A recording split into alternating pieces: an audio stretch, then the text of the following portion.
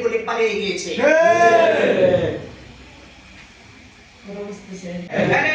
ওয়ালিল জুহালি মাল, জাহেলদেরকে দিয়েছে কি?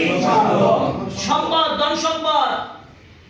ফাইনাল মালা ইয়াফনা আন কারীব, অচিরেই এই মাল ধ্বংস হয়ে যাবে। ওয়া ইন্নাল ইলমা বাকিন লা ইয়াসাল, আর বাকি থাকবে কি?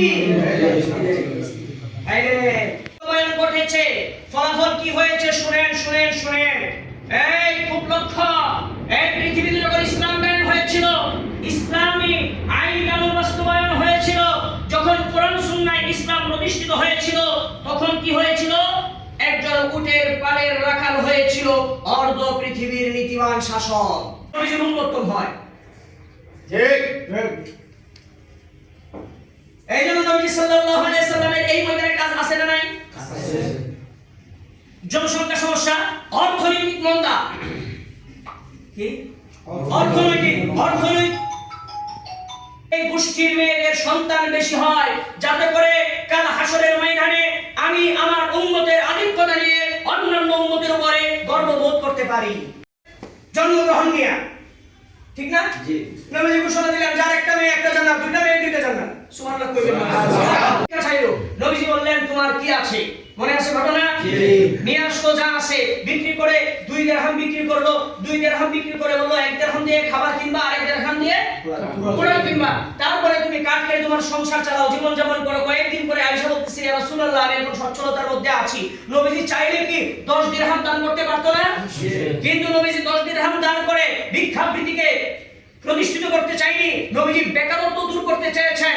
এই জন্য নবীজি তার কর্মপন্থা কিভাবে বাস্তবায়ন করা যায়, প্রত্যেকটা জনগণকে কিভাবে কর্মক্ষম বানানো যায়, এই ব্যাপারে উদ্যোগ নেওয়ার জন্য, সবাইকে উৎসাহিত করার জন্য, কিয়ামত পর্যন্ত আলেমদের একটা দায়িত্ব কর্মসংস্থান তৈরি করার জন্য আল্লাহ রাসূল সাল্লাল্লাহু আলাইহি সাল্লাম ওর হাতে কোরআন ধরে দিয়েছিলেন। সুবহানাল্লাহ। ছেড়ে দিব কি শর্তে? শর্ত হলো, তোমরা যারা শিক্ষিত তারা মুসলমানদের 10 জন সন্তানকে শিখাই দিবা। কি করবা? শিখাই দিবা। এই বুঝতেছেন? যেখানে অর্থ নেওয়ার সুযোগ ছিল কিন্তু নেই নাই, তুমি শিক্ষিত, তোমার শিক্ষা আমার ইসলামে দরকার আছে। কথা বল না কেন? জি। তার মানে ইংলিশ ভাষা আমাদের দরকার আছে না নাই? আছে। এটা দরকার ইসলামের জন্য, দরকার না? হ্যাঁ। তার মানে দেখেন, নিরক্ষরতা দূরকরণের ব্যাপারে নবীজির অবদান আসার সমাধান ইসলামী শিক্ষা দেয়নি। এই কথা বুঝতেছেন? জি। তার মানে দেখেন, ইসলামী শিক্ষা নিরক্ষরতা দূর করেছে কিনা? জি। এই কথা হয় না? এই ব্যাপারে নবীজি সাল্লাল্লাহু আলাইহি সাল্লামের কোন কার্যক্রম ছিল না? নিরক্ষরতা দূরীকরণ? জি। এই কথা হয় না? জি। নবীজি সাল্লাল্লাহু আলাইহি ওয়াসাল্লাম বদরের যুদ্ধে যাদেরকে রাখা হলো, মানুষের অভিজ্ঞতা লব্ধ জ্ঞান, নাকি প্রাকৃতিক জগৎ হতে আহরিত বিদ্যা, না কোন মনীষীর সাধনার ফল, নাকি এর ঊর্ধ্বে পরম সত্তার দেওয়া আসমানি শিক্ষা।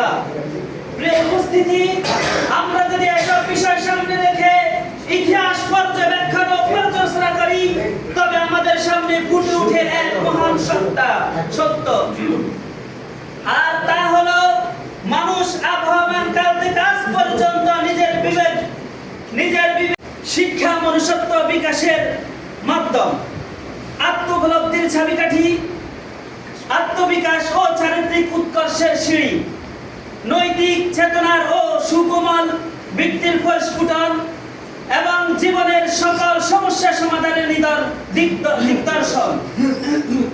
শিক্ষা উন্নতগামী জাতির এক অদ্বিতীয় চালিকা শক্তি।